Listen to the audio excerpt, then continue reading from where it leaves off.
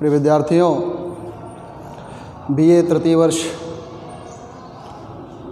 के पाठ्यक्रम में निर्धारित श्रीमद् भगवद गीता के द्वितीय अध्याय के 3 श्लोकों का अध्ययन हमने आपको अपने पहले वीडियो में करा दिया था और आज मैं आपको उन्हें 3 के आगे जो भी श्लोक हैं 4, 5, 6 इत्यादि है ना, चतुर्थ, पंच, षठ, सप्त, अष्ट, नव, 10 इत्यादि जो भी श्लोक हैं, जहाँ तक हम आप समझेंगे बनेगा इस वीडियो में, वहाँ तक आपको है ना श्लोकों का अध्ययन आपको कराएंगे। और पहले वीडियो में हमने आपको श्रीमद् भगवद गीता का सामान्य परिचय और श्रीमद् भगवद गीता के द्वितीय अध्याय के 3 श्लोकों का अध्ययन करा दिया था। आप जानते हैं श्रीमद् भगवद गीता भगवान श्री कृष्ण की साक्षात वाणी है। गीता सुगीता कर्तव्या किमन्य शास्त्र विस्तरैः या स्वयं पद्मनाभस्य मुख पद्मादवे निःसृताः, ऐसा गीता महात्म्य में लिखा है।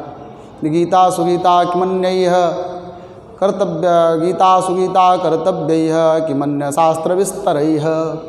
गीता है ना, ये गीता यानी सुगीता है और इसके रहते किसी अन्य शास्त्र में व्यर्थ चर्चा करने की कोई आवश्यकता नहीं है।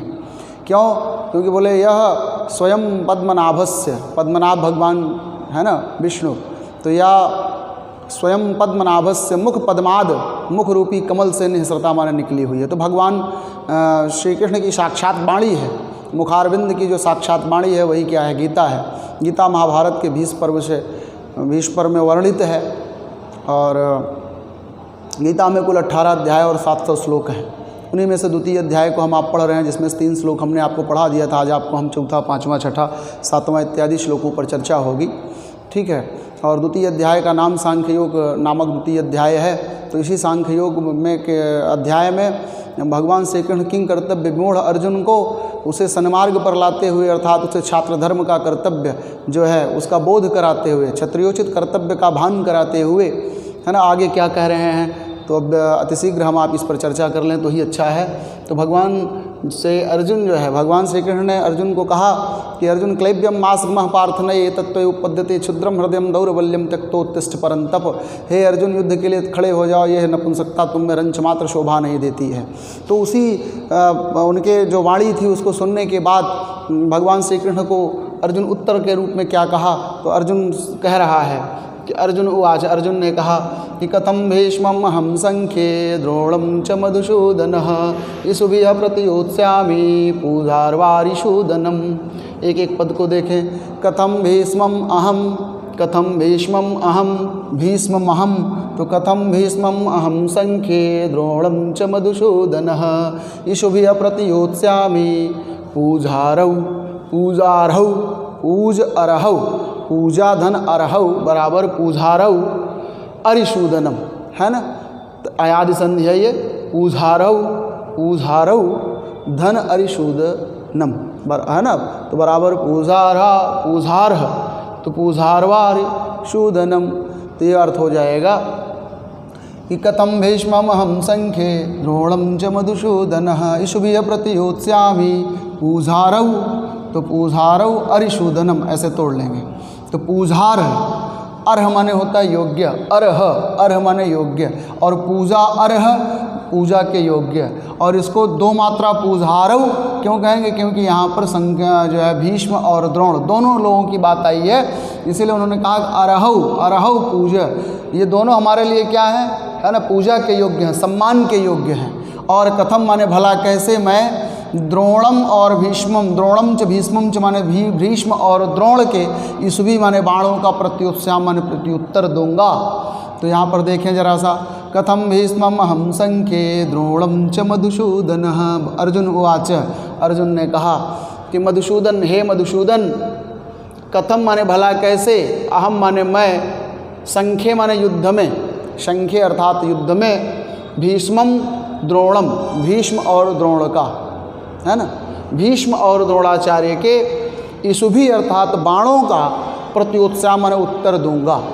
कहाँ दूंगा? संख्य माने युद्ध में। ये कोई ट्रेनिंग नहीं, अभ्यास नहीं चल रहा है कि अभ्यास के दौरान हम उत्तर दे लेंगे। ये युद्ध है और युद्ध में मैं उस गुरु पर कैसे बाण चलाऊंगा जिस गुरु के हाथों ने ही है ना, हमें अस्त्र और शस्त्र यह जो विद्या अर्थात धनुर्विद्या में मुझे जो है निपुण किया है, तो मैं अपने गुरुओं के बाणों का प्रत्युत्तर कैसे दूंगा? क्यों? क्योंकि बोले अरिशूदन, हे शत्रुओं का दमन करने वाले, अरि अर्थात शत्रु, अरिशूदन शत्रुओं का दमन करने वाले, पूजारव वो हमारे लिए पूजनीय है, अर्ह माने योग्य, पूजा माने सम्मान, अरहौ, अरहौ दो द्विवचन में है, जैसे रामः रामौ, तो वैसे वे हमारे लिए, वे दोनों हमारे लिए क्या हैं? पूजार हैं, पूजा के योग्य हैं। यह बात किसने कहा? अर्जुन ने कहा। ठीक है, और फिर अर्जुन क्या बोलते हैं देखिएगा, 2-3 श्लोक अर्जुन के लिए ही हैं, तो जरा सा देखें। तो कथम भीष्मम अहम संख्ये द्रोणम च मधुसूदन, हे मधुसूदन, कथम भला कैसे, अहम माने मैं, भीष्मम संख्ये है ना, भीष्म और द्रोणम माने द्रोणाचार्य जी के, इसुभी माने बाणों का संख्या माने युद्ध में प्रत्युत्तर दूंगा। तो सामान्य सा अनुवाद हो गया कि हे मधुसूदन, अर्थात भगवान श्री कृष्ण जी के लिए यह शब्द आया, हे मधुसूदन, युद्ध में भला कैसे मैं गुरु द्रोणाचार्य और भीष्म के बाणों का प्रतिकार करूंगा, उसका प्रत्युत्तर दूंगा, क्योंकि हे अरिशूदन पूजारव, वे हमारे लिए है ना, हमारे लिए वे दोनों लोग क्या हैं? पूजनीय हैं, पूजनीय हैं या पूज्य हैं। ठीक है, तो कथम भीष्मम हम संख्ये द्रोणम च मधुसूदन, हे मधुसूदन, संख्य युद्ध में कथम भला कैसे अहम मैं द्रोण और भीष्म के इसुभी बाणों का प्रत्युत्तर दूंगा।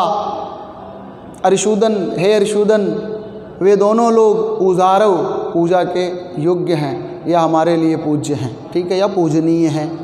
यहाँ पर ध्यान देना, एक शब्द आता है बिल्कुल है ना, मुँह से निकल ही जाता है, जैसे मुझसे पहली बार निकल गया पूज्यनीय, बिल्कुल गलत है, क्योंकि लप और अनियर दोनों एक साथ नहीं लग सकते हैं, तो इसलिए उसको या तो पूज्य कह सकते हैं या पूजनीय कह दीजिए, दोनों सही हैं, लेकिन पूजनीय सर्वथा गलत है। तो आगे ध्यान दीजिए। तो यह बात तो अर्जुन ने कहा कि जिस गुरु से हमने धनुर्विद्या सीखी, बाण चलाना सीखा, उसी गुरु के ऊपर मैं बाण कैसे चलाऊंगा, उनसे मैं कैसे युद्ध करूं? तो ये लोक मर्यादा के विरुद्ध है, यदि मैं इस कार्य से बच ही जाऊं तो अच्छा है। तो फिर आगे इसी तरह से है ना एक भूमिका बनाया, और फिर आगे क्या कह रहा है फिर देखें। फिर जो है भगवान श्री कृष्ण से निवेदन कर रहा है, गुरून् हत्वा हि महानुभावान् श्रेयो भोक्तुं वैक्षम् अपीह लोके हत्वार्थकामांस्तु गुरून् हैव भुञ्जीय भोगान् रुधिरप्रदिग्धान्। एक एक बात को देखें, तो यहाँ पर मैं तोड़ के दिखाता हूँ। गुरून् अहत्वा लिखा क्या है? गुरून् हत्वा, लेकिन यहाँ पर अहत्वा, हत्वा अर्थ हुआ मार करके, और अहत्वा न मार करके।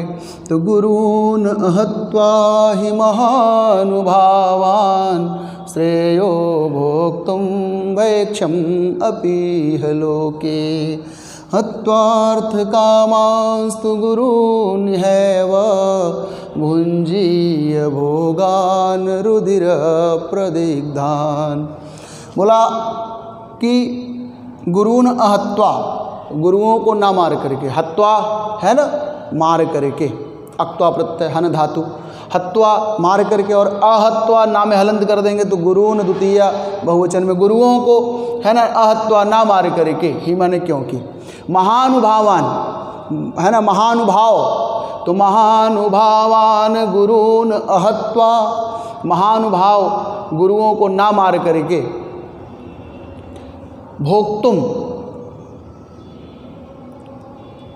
भोग करने के लिए, भोक्तुम खाने के लिए, भैक्षम, भैक्षम माने भिक्षा, और भिक्षा में अण प्रत्यय तो भैक्षम, भैक्षम का अर्थ भिक्षा का अन्न, और अपि माने भी, इह लोके माने इस संसार में।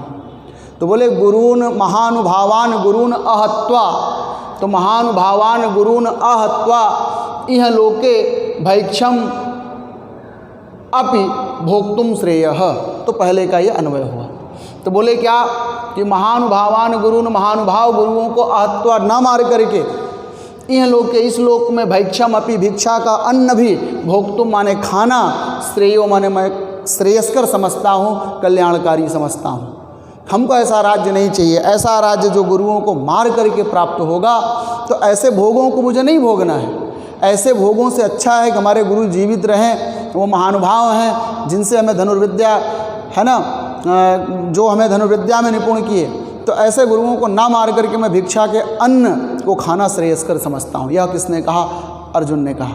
तो इस तरह से अर्जुन के एक है ना उत्तम शिष्य होने का भी परिचय प्राप्त होता है। तो अर्जुन ने क्या कहा कि गुरून् अहत्वा हि महानुभावान् श्रेयो भोक्तुं भैक्षम अपीह लोके हत्वार्थकामास्तु गुरूनिहैव भुञ्जीय भोगान् रुधिर प्रदिग्धान्।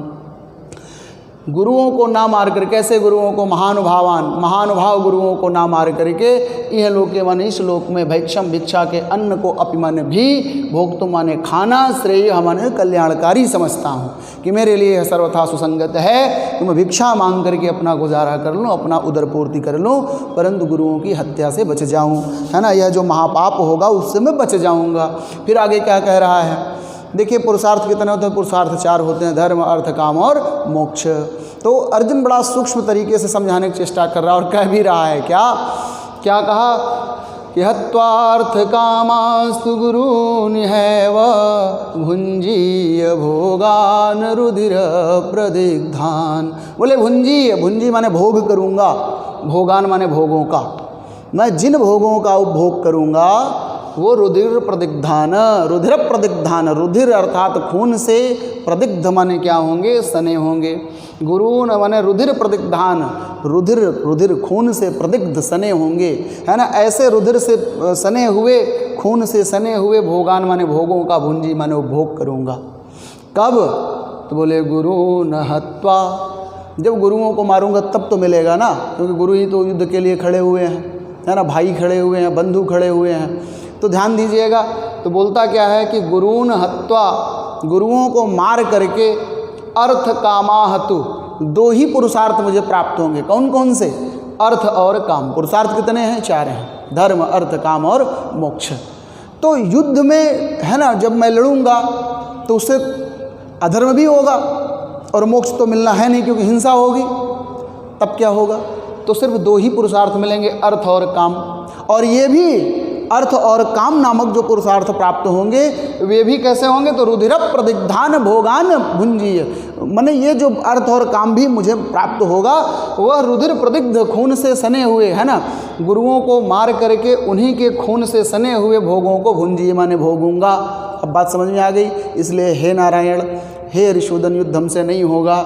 साफ शब्दों में कह दिया कौन? अर्जुन। अभी कहा नहीं, लेकिन कह देगा। उसके कहने का भाव यही है, क्योंकि नकार है षड्विधा, नकार के 6 प्रकार हैं, 6 तरीके, उनमें एक प्रकार यह भी है।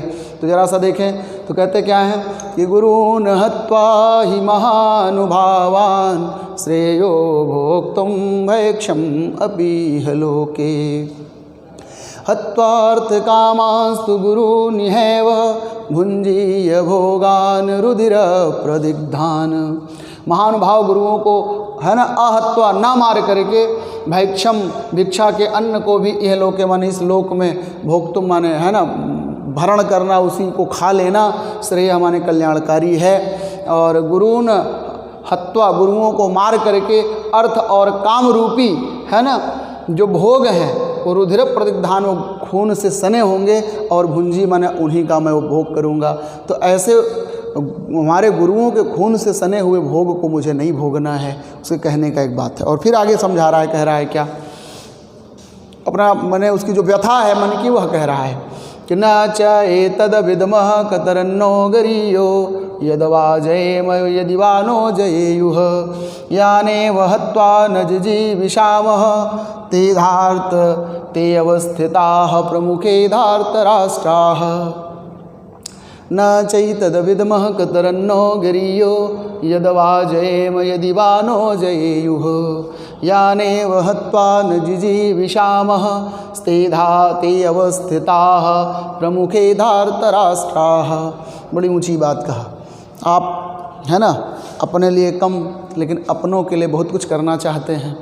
ऐसा होता है यही एक सांसारिक सत्य है, पारमार्थिक सत्य नहीं, लेकिन ये सांसारिक सत्य है।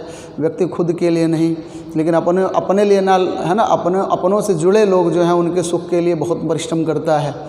तो भाई अर्जुन का कहना है बहुत बड़ी विजय हो, लेकिन उस विजय को देखने वाला मेरा पूरा परिवार ही सूना हो जाएगा, साफ हो जाएगा, कोई नहीं बचेगा। तो फिर ऐसे में मेरे विजय और मेरी पराकाष्ठा का क्या मतलब है? क्योंकि ये विजय खुद के लिए नहीं, बल्कि वो तो उसकी यशोगाथा, उसका जो जय जयकार है वो तो परिवार के लोग, समाज के लोग, इष्ट मित्र और नातेदारी रिश्तेदारी के लोग करते हैं। यहाँ तो वही लोग क्या हैं, युद्ध में शत्रु बन करके खड़े हुए हैं। तो इससे अच्छा है मैं जिनके लिए प्राप्त करना चाहता था उन्हें मैं वैसे ही दे सकता हूँ, वैसे ही ले लें, हमको उनसे युद्ध नहीं करना है। क्योंकि उन्हीं यह जो राज्य संपदा इत्यादि थी इसका उपभोग इष्ट मित्र धन बंधु बांधव करते हैं। तो इस धन को, बंधु बांधव को अगर मार करके हमें प्राप्त होता है और मैं उन्हीं के लिए करना चाहता हूँ, जिससे अच्छा है कि बिना युद्ध के ही हमसे ले लें। अर्जुन का यह भाव था। तो अर्जुन ने कहा क्या, जरा सा देखें, न च एतद विद्मः कतरन्नः गरीयः यदवा जयेम यदिवानो जयेयुः। न माने न नहीं, च माने और, एतत् माने यह, विद्मः माने जानते हैं। न च एतद विद्मः, भाई भविष्य में क्या होगा इसका कोई रिजल्ट देखा है क्या, कोई निर्णय समझा है क्या?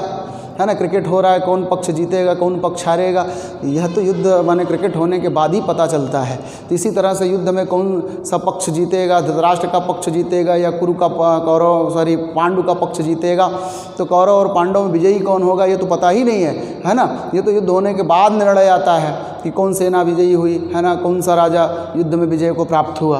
तो यही बात उन्होंने कहा कि न च एतद विद्मः, च माने और, इतनी बात करने के बाद कह रहे हैं च माने और, न एतद, एतत् माने यह, च माने और यह भी न विद्मः, हम नहीं जानते हैं, कतरन, है ना, कतरन, कतरत धन्नः, न माने हमारे लिए, कतरत क्या, गरीय माने श्रेष्ठ है।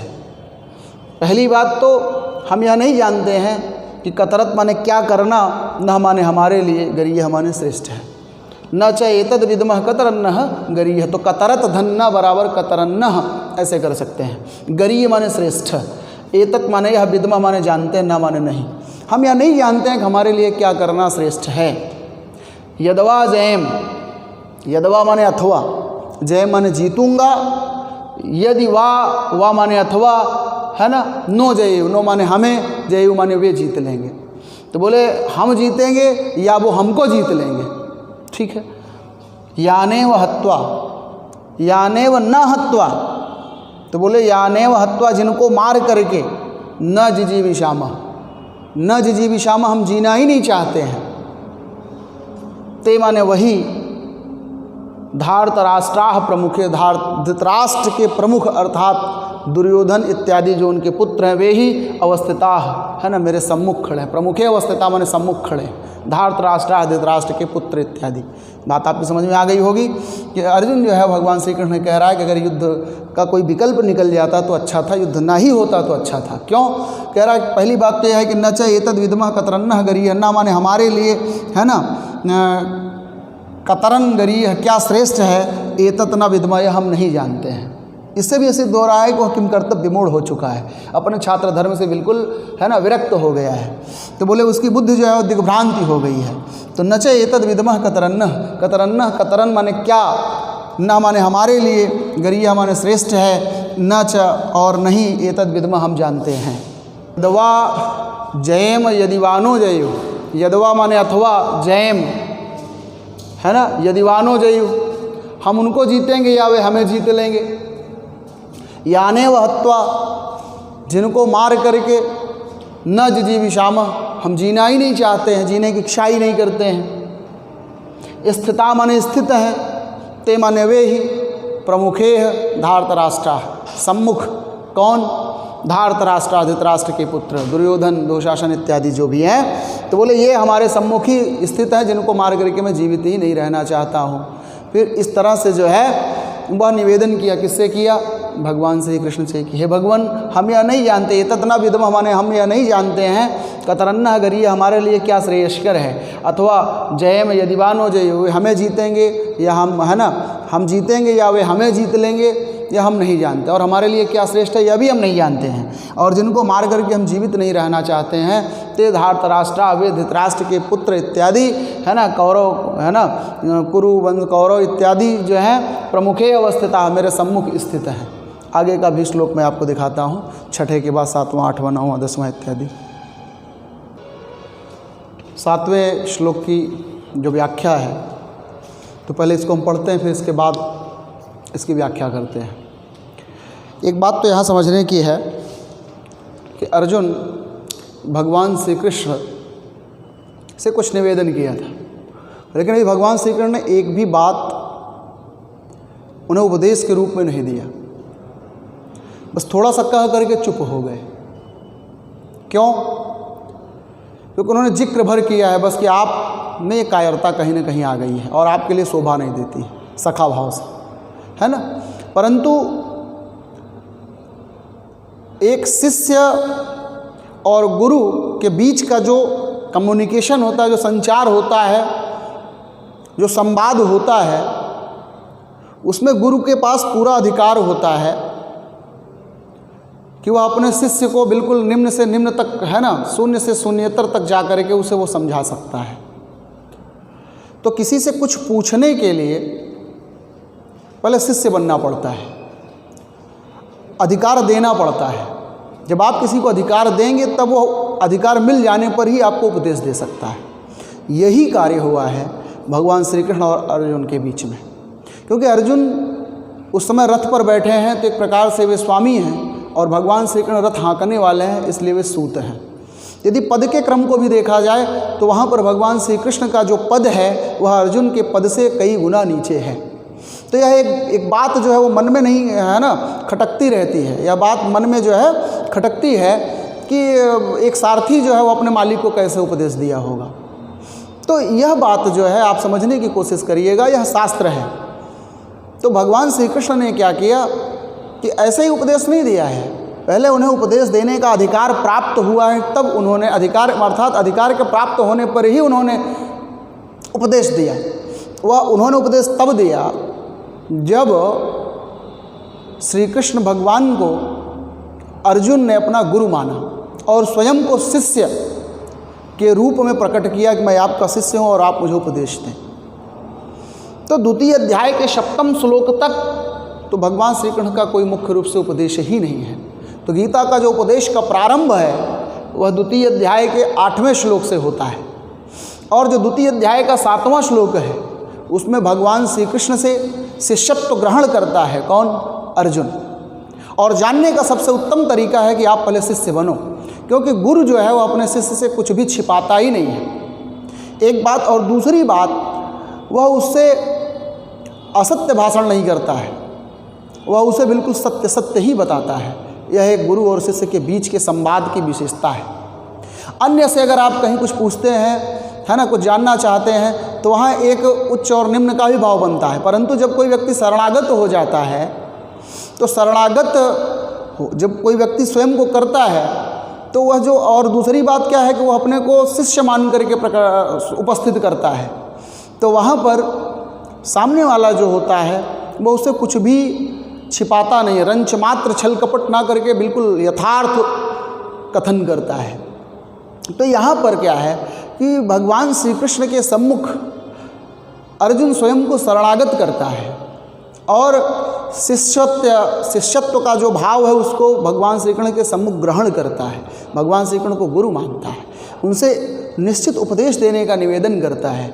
यही बात 7वें श्लोक में है। तो इस बात को आप खूब अच्छे से समझ लीजिएगा और अपने हृदय में गांठ बांध करके, ठीक है, जैसे लोग गांठ बांध लेते हैं उसी तरह से इस बात को खूब अच्छे से समझ लीजिएगा। गीता का जो उपदेश है वो मुख्य रूप से द्वितीय अध्याय के 8वें श्लोक से प्रारंभ होता है, और भगवान श्री कृष्ण से शिष्यत्व ग्रहण किस श्लोक में किया? तो द्वितीय अध्याय के 7वें श्लोक में अर्जुन जो है वो शिष्यत्व को ग्रहण करता है। अब बात समझ में आई? तो कौन सा श्लोक है जरा उस पर भी आप विचार करके देखें। तो 7वें श्लोक में आया क्या? विकारपन्य दोषोपत स्वभावः प्रेक्षामि त्वां धर्मसम्मूढचेता यश्रेयः स्यात् निश्चितं ब्रूहि तन्मे शिष्यस्तेऽहं शाधि मां त्वां प्रपन्नम्। कार्पण्य दोषो अपहत स्वभावः पृच्छामि त्वां धर्म सम्मूढ़ चेताः यत् श्रेयः निश्चितं स्यात् ब्रूहि तन्मे शिष्यस्ते अहं साधिमां त्वां प्रपन्नम। एक एक बात को समझें। कहता है कि स्वभावः अपहत कार्पण्य दोषो अपहत स्वभावः, तोड़ ले तो कार्पण्य दोष उपहत स्वभावः है ना। कार्पण्य दोषः उपहत स्वभावः, एक एक बात को अगर तोड़ें तो क्या हो जाएगा। कार्पण्य दोषः और उपहत स्वभावः, कार्पण्य दोषः उपहत स्वभावः, तो कार्पण्य दोषो उपहत स्वभावः, तो कार्पण्य दोष धन उपहत बराबर कार्पण्य दोषोपहत, गुण संधि है, ठीक है। तो कार्पण्य दोष उपहत स्वभावः, कायरता रूपी दोषः, दोष के कारण, स्वभावः उपहत, मेरा जो स्वभाव था वह नष्ट हो गया। स्वभाव क्या चीज़ है? स्वभाव का अर्थ होता है प्रकृति। जैसे कहते हैं स्वभाव से ही झूठ बोलता है, यह इसका स्वभाव ही है कि बड़ा है ना लजीला है, बड़ा लजीला है, बोले ये बड़ा इसका स्वभाव ही है। स्वभाव का अर्थ हुआ कि उसको हम नहीं बदल सकते, उसका नेचर ही है। तो जैसे अर्जुन का क्या स्वभाव था, जब कभी आपको अर्जुन का नाम सुनने को आता है बस उसका धनुष बाण चढ़ाए हुए वही वीरता वाला रूप अपने हृदय में आ जाता है ना। तो ये क्या है, यह अर्जुन का स्वभाव है।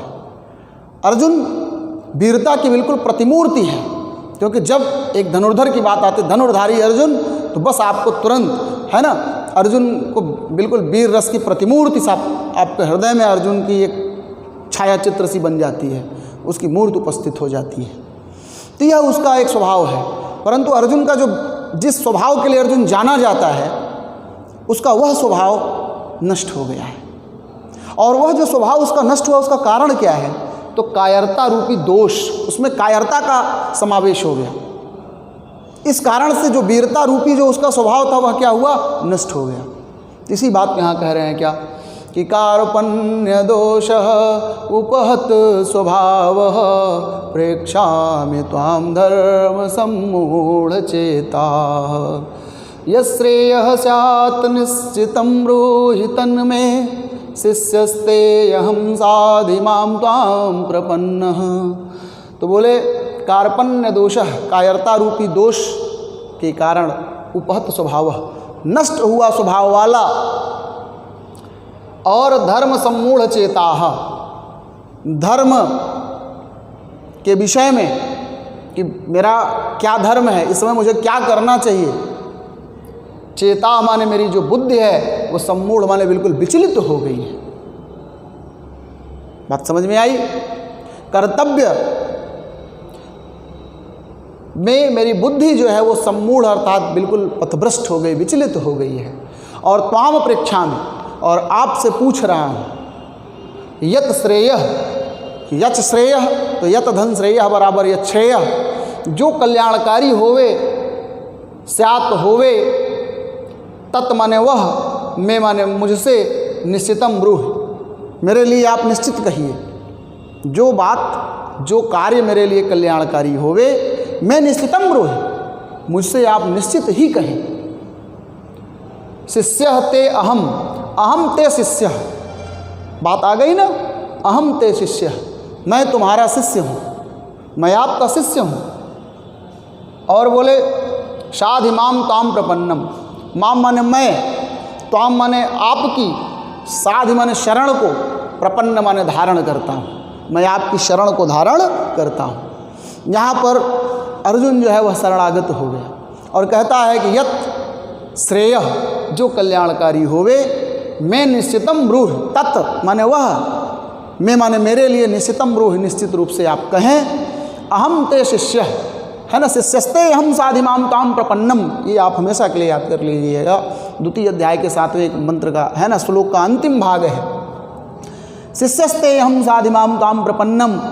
ये द्वितीय अध्याय का 7वें श्लोक का भाग है कि अहम ते शिष्य, मैं आपका शिष्य हूँ, और माम है ना, मैं त्वाम माने आपकी, साधि, साधि अर्थात शरण को, प्रपन्न माने धारण करता हूँ। तो प्रिय विद्यार्थियों, अर्जुन जो है वो स्वयं में यह बात रख दिया कि मैं बिल्कुल धर्म अर्थात मैं अपने कर्तव्य में, मेरी जो बुद्धि है वो सम्मूढ़ माने बिल्कुल विचलित हो गई है, और आपसे मैं पूछ रहा हूँ मेरे लिए जो कल्याणकारी हो उसको मुझे निश्चित रूप से आप कहें, क्योंकि मेरा जो स्वभाव है वो उपहत माने नष्ट हो गया। क्यों नष्ट हो गया? कायरता रूपी दोष के कारण।